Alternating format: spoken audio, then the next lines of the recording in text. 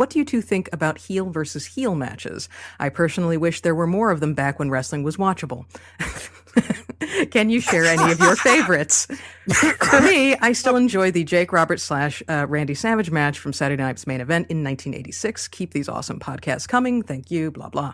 I just will throw in that I will watch any match as long as it makes sense between any two people. I've always loved the heel versus heel match. And when I was a fan, when I was a teenager, back in the 70s, they were called the Battle of the Brutes. Ooh. At least that's in the Nick Goulas, Jerry Jarrett, Roy Welch, in the Tennessee territory, that was called the Battle of the Brutes.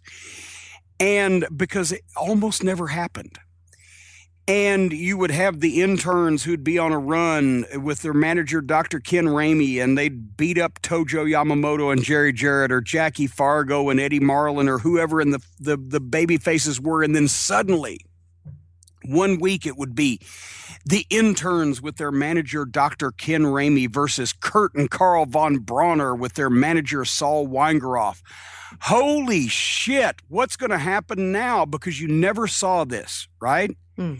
And then all of a sudden you saw it and you're like, oh shit, what's going to happen? And the managers would get involved, and the fans invariably would pick the side they wanted to root for. And you know, and it would be great, and it would draw because you never saw it. And we did something to that effect with the Midnight Express, with myself against Tully Blanchard and Arn Anderson, with J.J. Dillon. But you always have, if you're going to do a one-off match is fine, and that will draw and that will create interest, and you do whatever you're going to do. But if you're going to do a program, which we did, you've got to, and this is what I learned from Dusty Rhodes, you've got to make somebody the favorite. And there was actually, and a lot of people don't know this, I don't know if I've told this story either. So you're getting, you know, fucking exclusives on this program. Me and Tully went back and forth, who's going to be the heels? And as strange as it sounds these days, you know, we took pride in that we could get more heat than anybody. The Midnight Express and Jim Cornette, we started riots. We caused people to hit the ring. We took pride in that we could cause more riots, but so did Tully Blanchard and Arn Anderson and J.J. Dillon. They wanted to be the ones that caused more people to hit the ring and more riots and more fucking, you know, blah, blah, blah. So there was some conversation between me and Tully. Hey, you think you're going to be the heels? We're going to be the heels. No, we're going to be the heels, blah, blah, blah.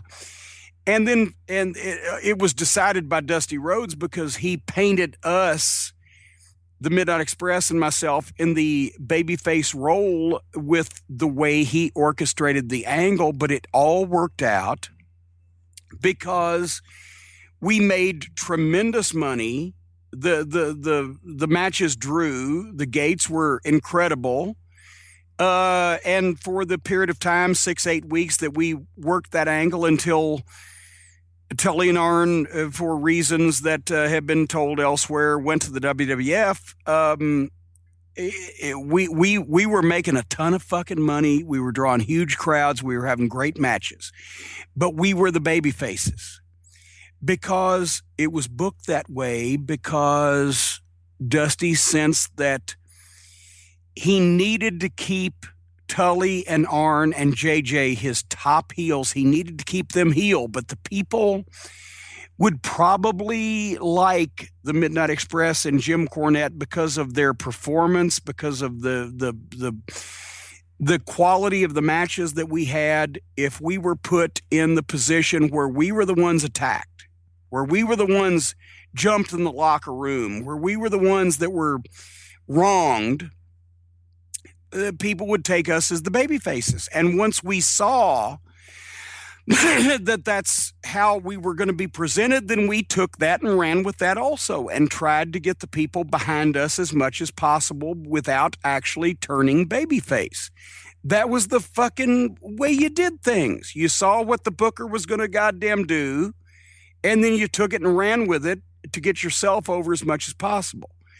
So for that period of time, and that's still my one regret in the NWA run, that we didn't have 6 months with Tully and Arn and JJ. We only had 8 weeks.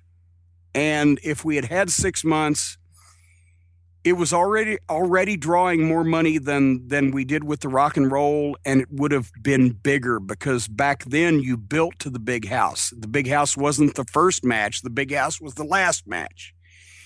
And JJ and I already had ideas for the blow off and etc. And it didn't come to that. But point being, to answer the question, heel versus heel matches can always draw money if they're done the right way with the right people. And ours did.